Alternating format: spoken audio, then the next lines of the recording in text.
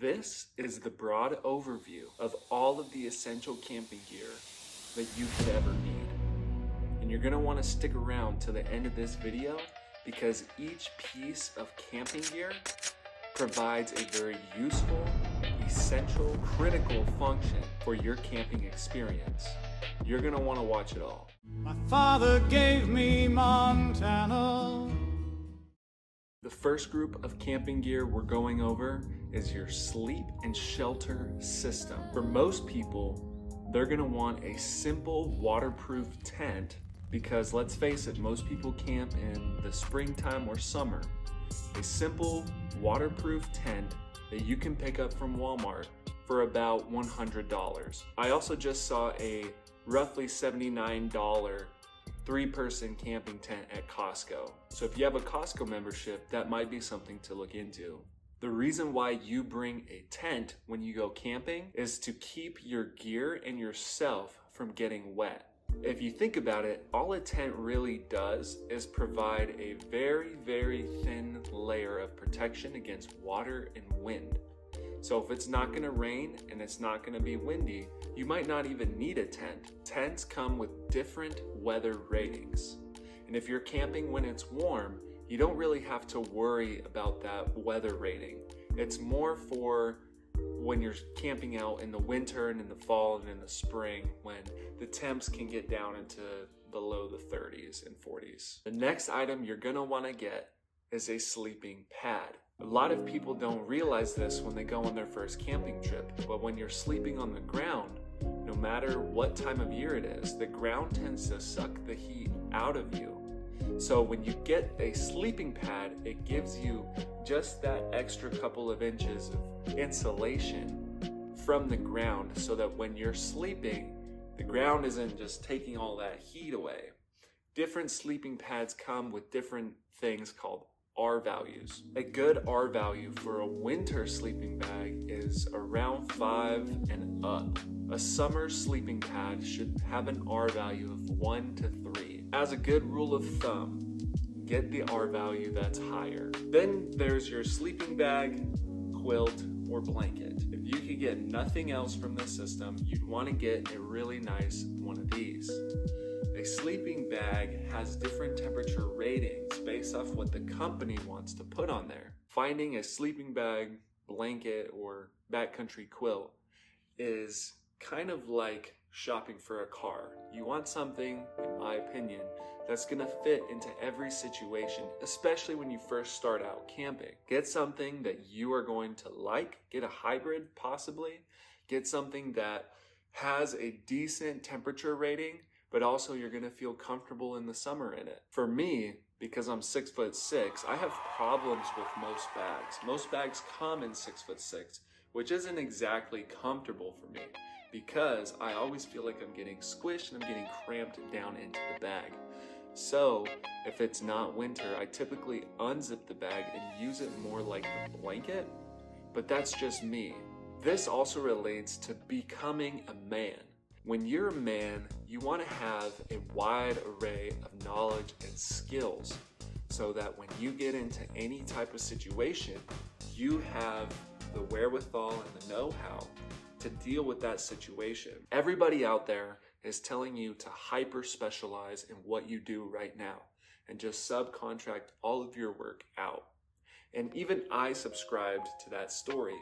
I thought, well, I don't need to get good at anything besides what I do because I can just pay somebody else to do it. When it comes to the outdoors and when it comes to being a man, if you're put in a survival situation, you're going to want the majority of the skills that you are subcontracting out for. If you're in a survival situation, you're gonna wanna be well-rounded. Don't always rely on the gear to get you through any situation. You might just have to learn how to rely on what's in here and in here more than what's in your bank account. The next gear system is your water system.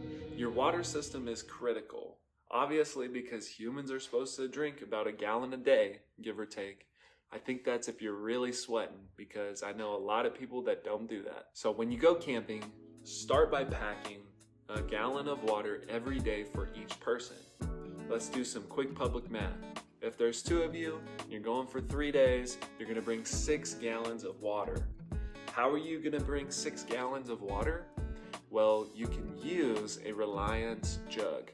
Those hold about 6 to 8 gallons of water, and they're pretty cheap. Once you get that jug, you can fill it up for literally probably less than pennies on the dollar. The next piece of gear that you want to bring for your water system is some sort of water filtration device. Just get a life straw, get something from Sawyer, get something that you can literally just get the water, put it in the straw, and then filter it into a water bottle. They sell those at Walmart for like 25 bucks max. You're gonna wanna keep this water filtration system on you at all times. If you go hiking, you're gonna wanna use this. If you ever get into a survival situation, then you can use this water filtration device to actually allow you to drink water from the streams. You don't have to carry around 8 gallons of water every time you go hiking. Our saying is, don't rely on your resupply. Don't rely on the resupply is a very American concept. Think about us storming the beaches of Normandy. These guys were heading into hostile German territory, and they didn't know when their next resupply was going to be. And so they went into Normandy thinking that they had to be self-reliant, knowing that backup might never come. The next gear system is your food system. A good rule of thumb is to bring enough food for each day of the trip plus 1 day. There are 2 ways of bringing food out when you go camping. The first way is bringing a cooler. Bring a cooler, pack it full of ice, put all your food in there and you'll be fine, as long as you have enough of it. The second way is getting freeze-dried meals like MREs. And if you don't know what those are, go Google them, they suck. Both styles of camp food require you to bring out your plates, your utensils, your bowls, and your knives. I'm gonna leave the utensils and plates up to your discretion. Use your common sense. I believe you have it. There are 2 ways of cooking outdoors. The first way is over an open fire, an open flame. You're gonna need cast irons for that.